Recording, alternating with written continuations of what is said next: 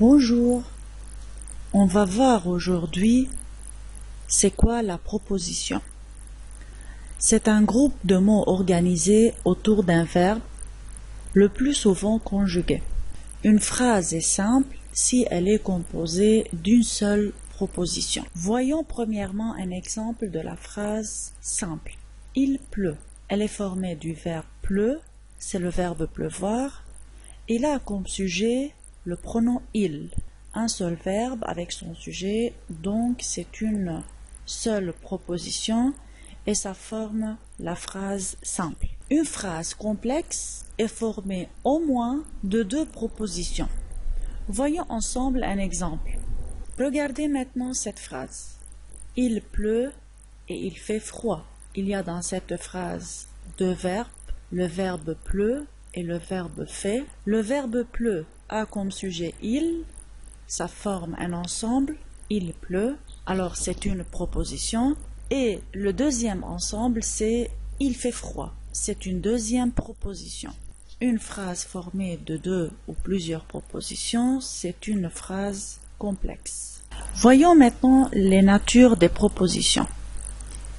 Il y en a trois natures. Quelles sont les différentes natures de propositions? La première nature, il s'agit d'une proposition indépendante. C'est la proposition qui fonctionne seule. Deuxièmement, il y a la proposition principale. Et troisièmement, il y a la proposition subordonnée. Faisons ensemble un exercice. Vous devez préciser si la phrase est simple ou complexe et vous devez préciser la nature de chaque proposition. Je devais te téléphoner, mais je n'avais plus de batterie. On a deux verbes conjugués, le verbe devait et le verbe avait. Alors, on a deux propositions. La première proposition, c'est « je devais te téléphoner » et la deuxième, c'est « je n'avais plus de batterie ». La nature de chaque proposition, c'est les deux, en fait, sont des propositions indépendantes. Pourquoi? Car chaque proposition peut fonctionner seule. Voici la deuxième phrase. Vous avez maintenant saisi l'idée. Il faut premièrement chercher les verbes conjugués, trouver leur sujet et leur complément. Et tomber, c'est le verbe tomber. Qui est-ce qui est tombé? C'est l'enfant. Voilà, vous avez trouvé son sujet. Alors l'enfant est tombé, ça forme une proposition. Le deuxième verbe, c'est à relever. Qui est-ce qui a relevé? C'est sa mère. Donc sa mère, c'est le sujet du verbe à relever. Sa mère a relevé qui? Elle a relevé l'enfant, elle apostrophe. Le pronom elle apostrophe remplace l'enfant. Donc, elle apostrophe, c'est le complément d'objet direct du verbe à relever. Alors, la proposition sa mère l'a relevé forme une deuxième proposition, un nouvel ensemble. Donc, c'est une phrase complexe qui est formée de deux propositions. Et si vous avez remarqué, les deux propositions peuvent fonctionner chacune seule. Voilà une troisième phrase. Observez-la bien. Vous devriez me téléphoner au sujet des contrats. Il y a un seul verbe conjugué, devriez, c'est le verbe devoir. Est-ce qu'il y a un autre verbe?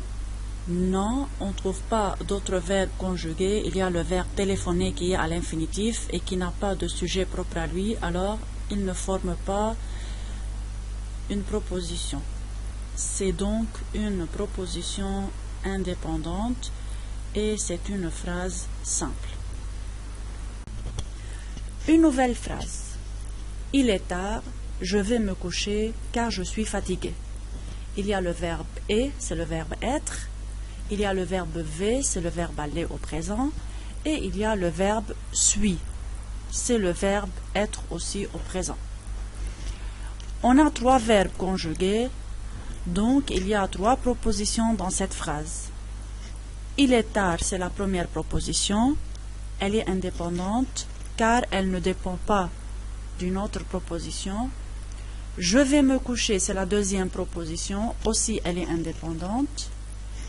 Et la troisième, c'est je suis fatigué.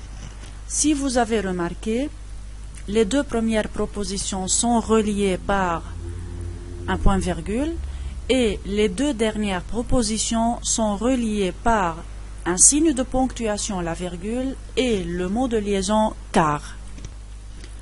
Une nouvelle phrase. Un chien devient dangereux quand il croit qu'on veut l'attaquer. Cherchons premièrement les verbes conjugués. On trouve le verbe devient, c'est le verbe devenir.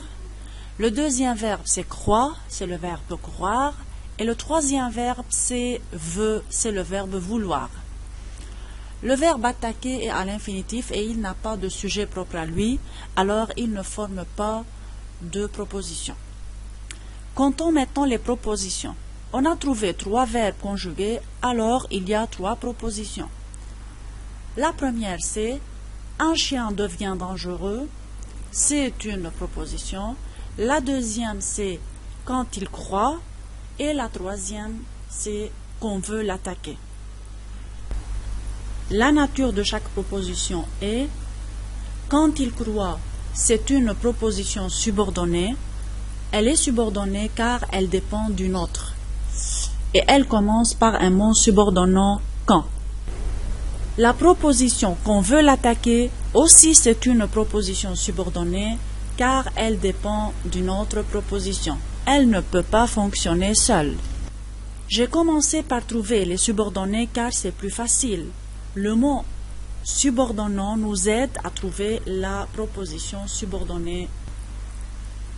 La proposition « un chien devient dangereux », c'est la proposition principale.